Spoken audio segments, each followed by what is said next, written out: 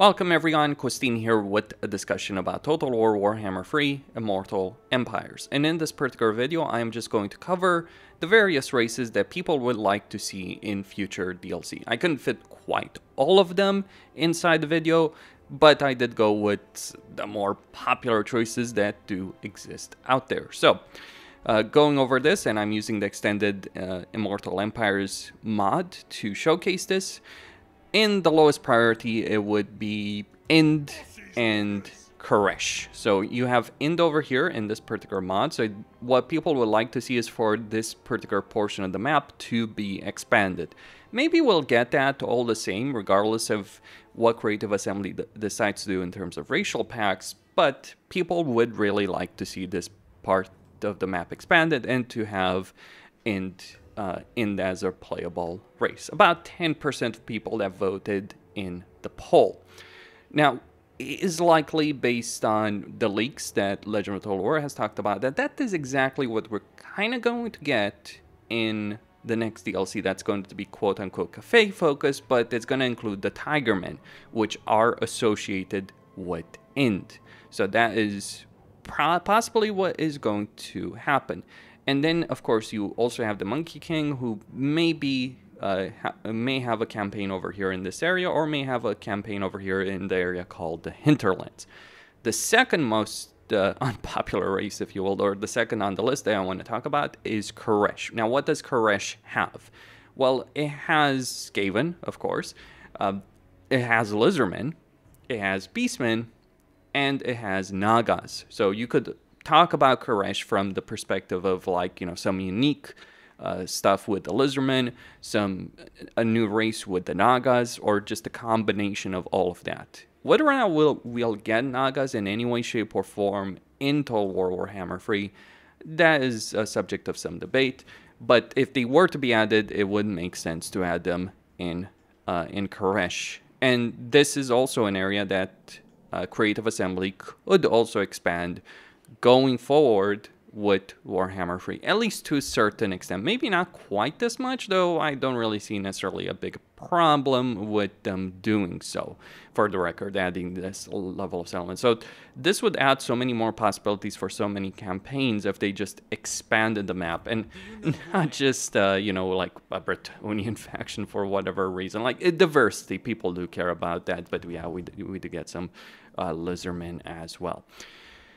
And then, third on the list, we have Araby, which is currently inhabited by Archon the Black and Rapants, as well as Bretonians and Tomb Kings. Like, Araby is actually more substantial in the lore than Ind and Koresh. Like, there's very little information on Ind and Koresh, but quite a few people, there's quite a bit of information on the subject of Araby. But Araby is probably not going to happen. Why is that? Well, Creative Assembly at one point, or not, Games Workshop at one point actually wanted to do Araby, and then 9/11 happened, so, as well as many other things in the years. So basically, Games Workshop, you know, I've talked about how the information that's out there indicates that Creative Assembly can't do more Keyslave content because of a hold put by Games Workshop. That is far more likely for Araby. So what we have right now is probably the best you're going to get.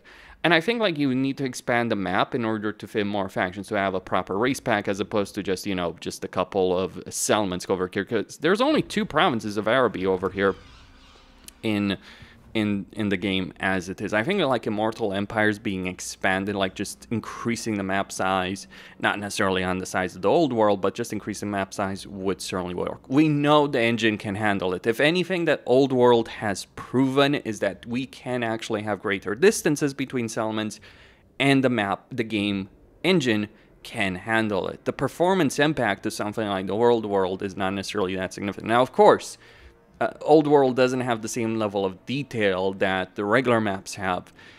We can talk about that. I would be willing to sacrifice some campaign map detail if we could get a bigger map and have a similar performance, but that's just me.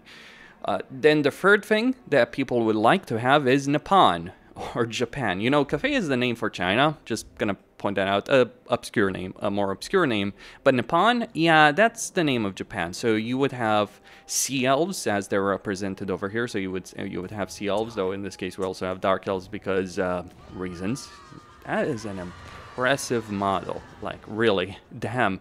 I gotta give credit to whoever made that. That is bloody impressive. Like, there's a lot of impressive work over here. Like, this particular area of the game, like, I can't say I necessarily think much of Indo and Quraysh, but geez, those islands, holy crap, that is great. That is amazing.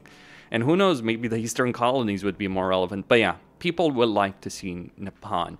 Maybe more settlements than what we're seeing right here, you know, a couple more settlements, but certainly, yeah, Warhammer Japan is something that would be very popular, or more popular than in Quraysh and Araby if they added it into the game. So those are some of the things that people want. There's also other things to talk about, for instance, that I couldn't fit in the poll. So we can talk about the Hobgoblin Canite that should be over here, like in you know, in kind of like this northern part of the map. That could, you know, a Hobgoblin pack, like just based on the cast dwarves, of course, but what like, and the units that the Hobgoblins are already there, but maybe with some more units exclusive to them, some higher tier stuff, or like cast dwarf mercenaries. Like, we do have one that's serving Tamarkan, just pointing that out. So why not take that concept and just, you know, expand it and give us the Hobgoblin Canates over here in this particular part of the map. I think that would be quite interesting, and also more territory over here on this particular side, though I'm not sure how I feel about this expanded map, considering, you know, it gives village, well, not really, right, but you could possibly teleport right from this area, or maybe not. But you could go through the north, right, and then come over here to the port and bypass the Great Bastion. Yeah, I think that would be a bit of a problem for Cathay regarding everything.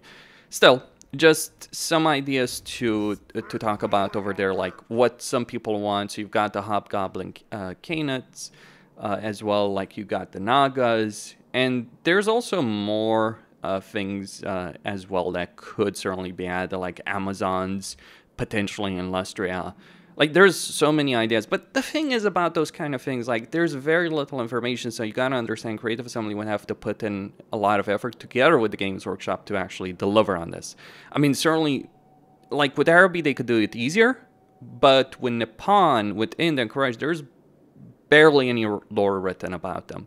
Suffice to say that I think Lanesh would actually make more sense in Nippon, by the way, than he does in Cathay, and maybe he'd be friendly with the factions there, because apparently he was trained there, like Snitch was apparently trained there. Make of that what you will. But then there is one choice that is more popular than anything else.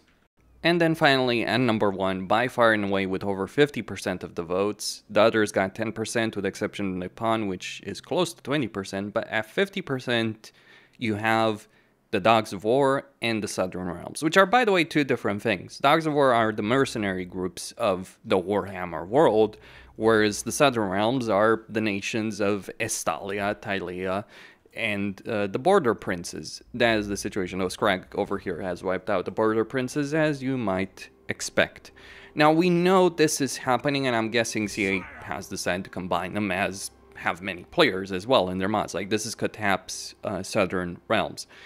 We know we're going to get Borgia the Besieger because people have data mined that. We know we're going to get Lucrezia Belladonna. So those are two campaigns that are certainly going to be available.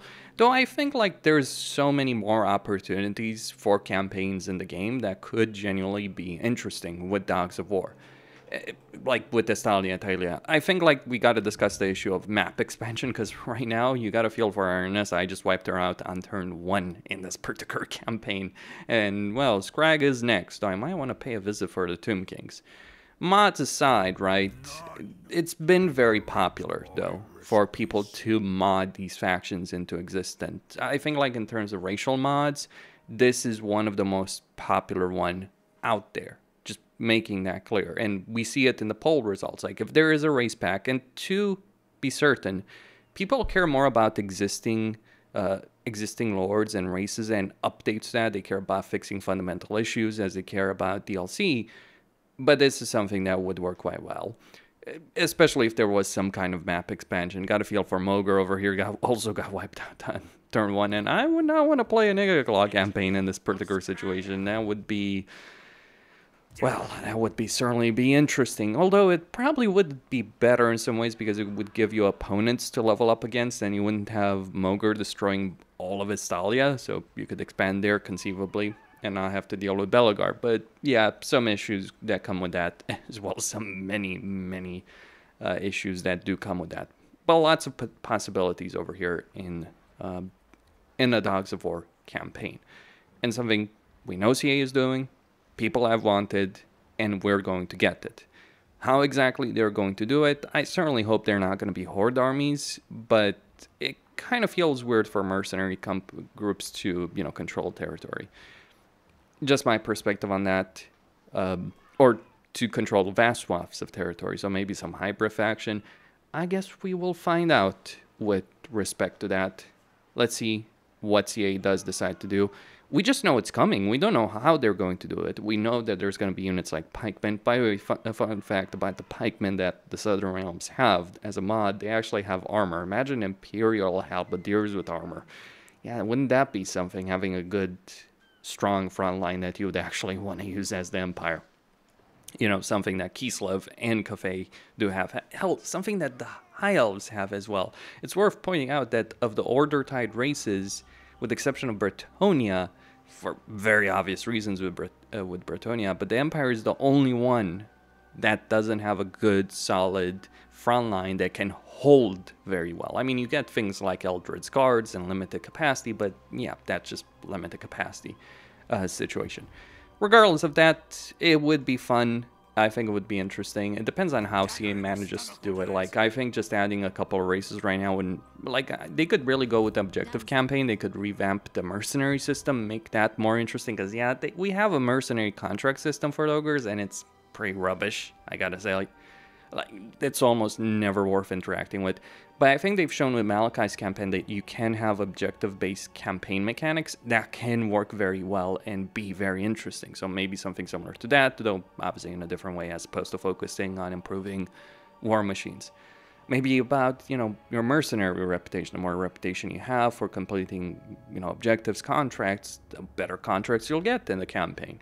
I mean, we also have Axiatal's campaign mechanic where it's, again, an objective-based mechanic system, and it, again, works quite well, though it does lag, so maybe avoid doing that, CA. But we will see. Costine signing out. Don't forget to subscribe, like, and enable notifications, and stay tuned for more. And if there's something that I missed, please let me know. If there's something else you'd like to see in terms of, like, new races that I may have missed, do let me know. Please don't mention the freaking halflings. They don't deserve a full race pack. Maybe some units for the Empire at the very least.